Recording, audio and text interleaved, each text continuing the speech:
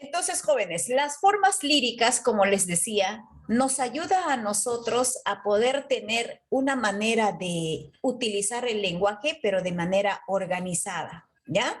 Una manera en la cual nosotros quisiéramos aplicar un poquito de emoción, un poquito de sentimiento, combinado con las ideas que vamos a compartir. A lo largo de la historia dice que se han construido formas líricas definidas. ¿Ya? Y les hablaba justamente de los géneros líricos, en particular del género lírico. ¿Ya? Aparte de los otros géneros que tenemos como el épico, el narrativo, etcétera. ¿Ya? Entonces, vamos a enfocarnos en el género lírico. ¿Por qué en el género lírico? ¿Por qué no en el narrativo? ¿Por qué no en el épico?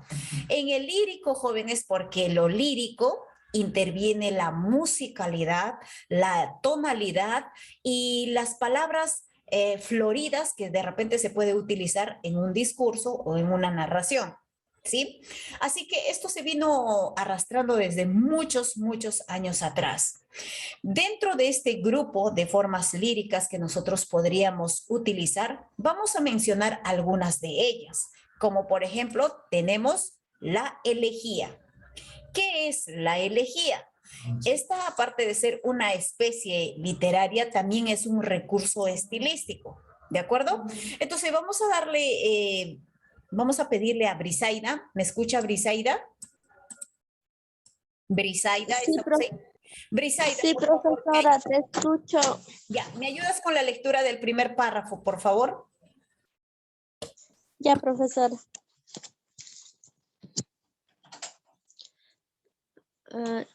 Elegía, ¿no?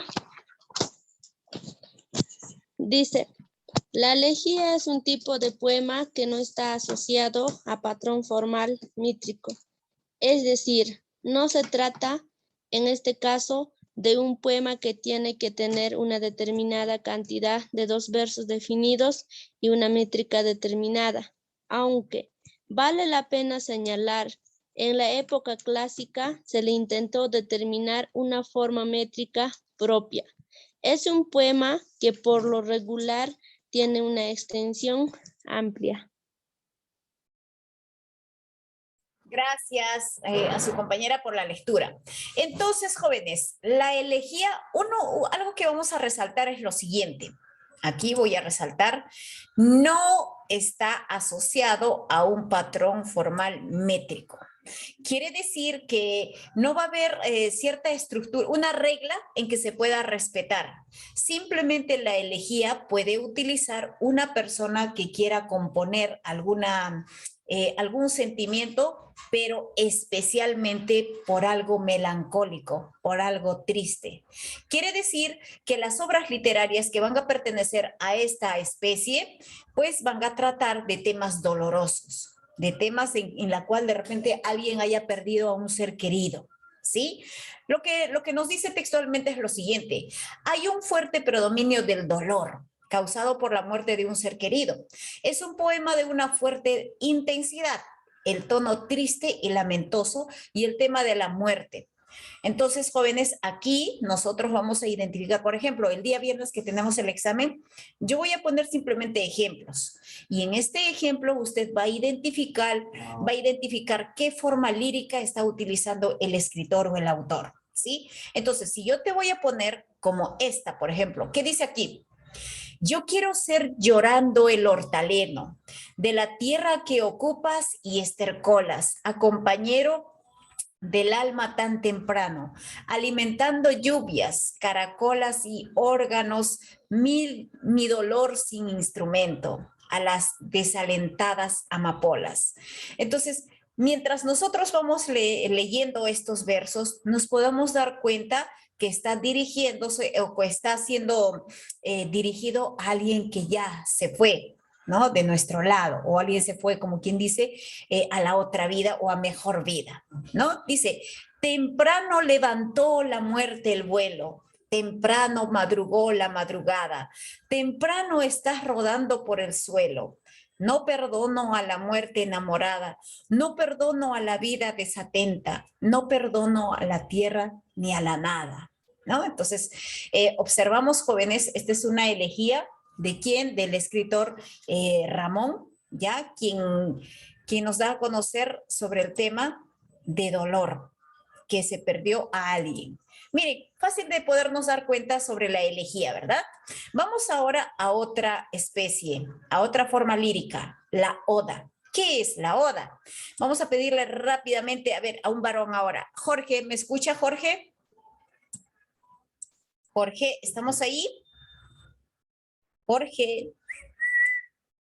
O Jorge Luis, tal vez, Jorge Luis, que se fueron, ya vamos a ponerles faltó. José, José Liván. Ya, Ever, muy bien, Ever, gracias, Ever. Adelante, Ever, por favor, ¿puede ayudarnos con la lectura? Sí, profesora, buenas noches, compañero, buenas noches. La oda. La oda es otra de las formas líricas de gran relevancia. La posibilidad de la poesía de exaltar las virtudes y desbordar las alabanzas a un objeto, una situación determinada, un sustantivo abstracto, entre otras cosas más. En una de las características de esta composición poética de tono elevado, en la antigüedad se dividía en tres partes: estrofa, antiestrofa y épodo. Son muchos los poetas que han ensalzado a algo o alguien en sus versos. En Grecia, Píndaro compuso odas a héroes y a dioses. En la España del siglo del oro, poeta Fray Luis de León compuso una buena cantidad de odas. Lo mismo que Garcilaso de la Vega. El poeta portugués Fernando Pessoa también hizo lo suyo por medio de sus heterónimos. En lengua iglesia, el poeta inglés John Keats hizo su famosa oda a un ruiseñor. Pablo Neruda se obsesionó tanto con estas posiciones poéticas que terminó por escribir un libro titulado Odas Elementales. Gracias, profesor. Gracias a ti.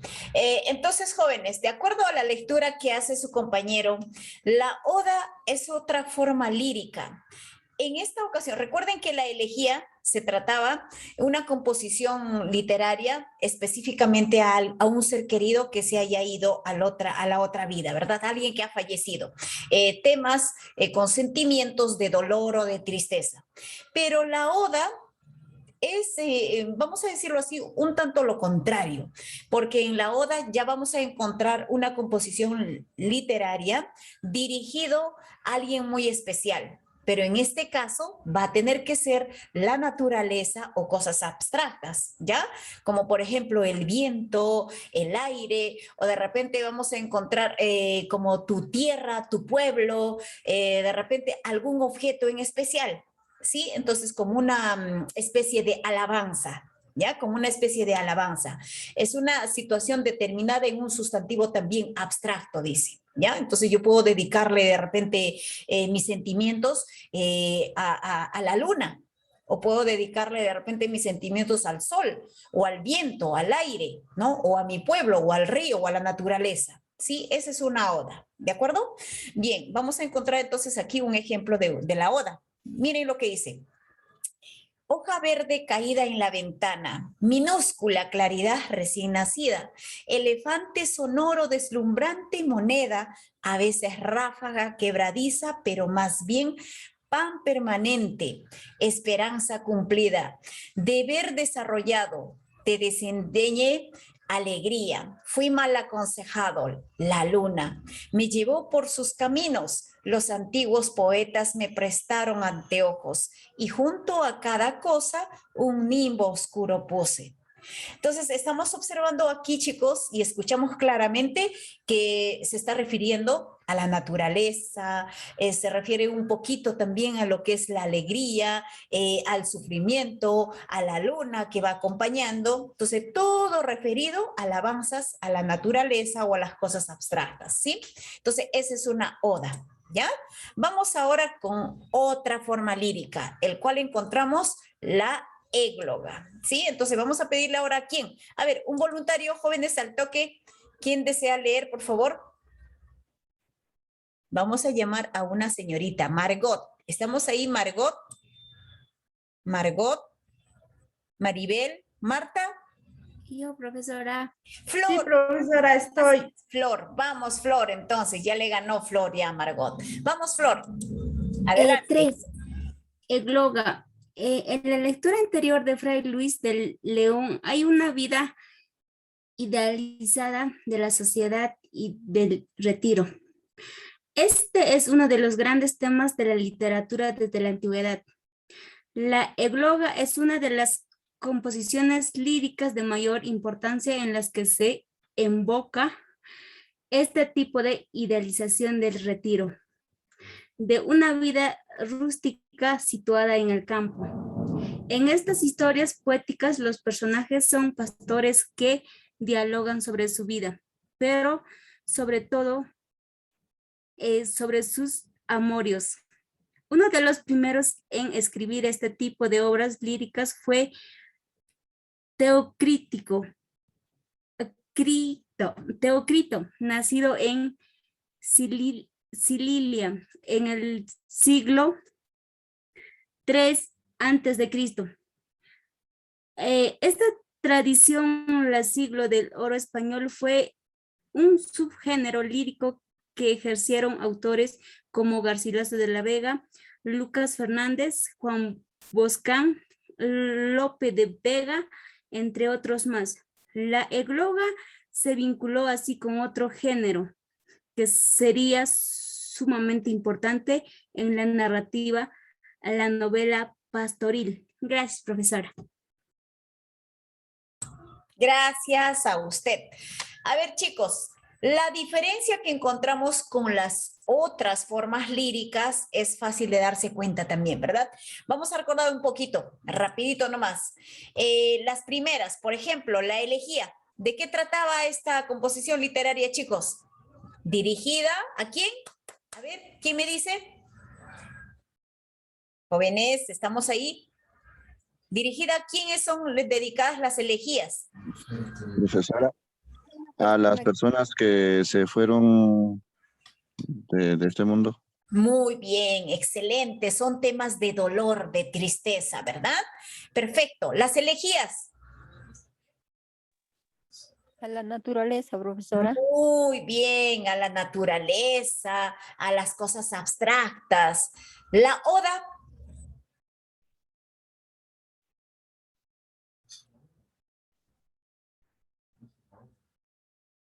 Y la elegía, chicos, ¿a quién? A ver.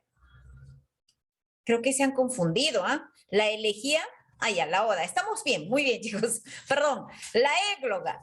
La égloga, jóvenes, es una especie, ya una forma en la cual se utiliza tipo autobiografía. ¿Ya? Tipo autobiografía. Es decir, en esta composición literaria yo voy a hablar como quien dice de mí mismo. ¿Sí? Puedo hablar de las situaciones que yo pueda estar pasando, puedo hablar de mis temas amorosos, de mis temas personales en esta composición literaria, ¿sí? Entonces, como por eso les decía, tipo autobiografía, la égloga. ¿De acuerdo? A ver, vamos a ver entonces aquí un ejemplo. Los máximos representantes de la égloga son vamos a encontrar a las obras literarias de Garcilaso de la Vega, ¿ya? A ver, vamos a leer aquí un poquito, una égloga.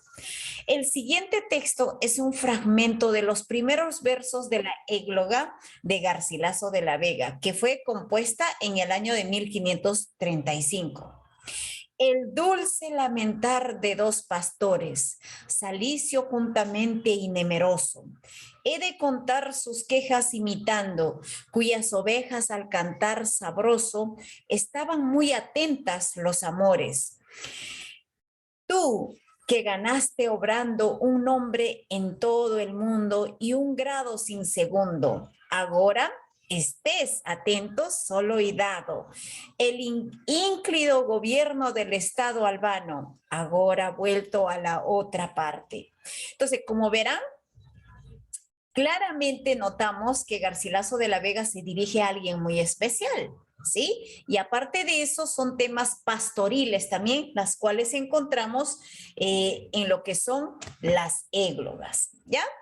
Bien, chicos, entonces, por último, vamos a encontrar canción, ¿ya? Esta es otra forma lírica que también vamos a encontrar en el género lírico, ¿ya? Canción.